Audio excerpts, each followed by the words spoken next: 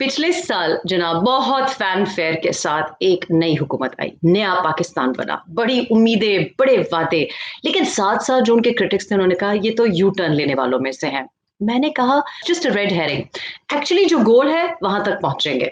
जैसे कि prime minister बनना गोल था तो पहुंच गए। बड़े वादे किए। वादे तो आपको पता है बहुत करते हैं। तो वो वादे तो कोई वफा नहीं हुए और मजबूरियां भी बहुत थी। देखे ना, इकोनॉमी जो पिछले वाले, बकौल इस नया पाकिस्तान के पिछले वाले हमें इतना मकरूज करके गए हैं कि हमने सोचा कि जितना 10 सालों में उन्होंने कर्जा लिया हम एक साल में उसको मैच कर लें। मुकाबला तो करना है। फिर प्रोटोकॉल में भी मुकाबला किया और कामयाब हुए।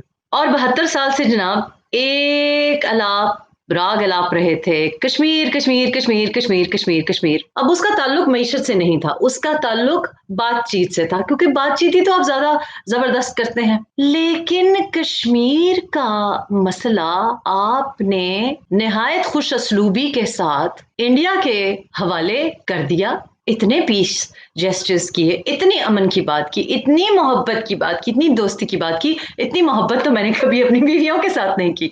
उसका क्या सिला मिला?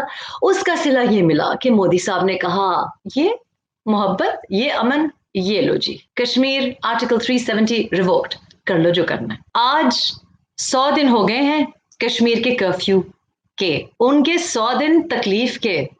हमारी बेटियों की, बहनों की असमत दरी हो रही है।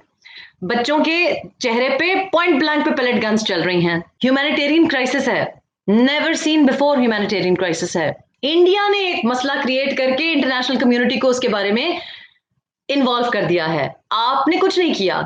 आज 100 दिन जब पूरे हुए तो कप्तान साहब सेंचुरियों पे सेंचुरियां लगा रहे हैं अपनी बेवकूफियों की, अपनी अहमक हरकतों की।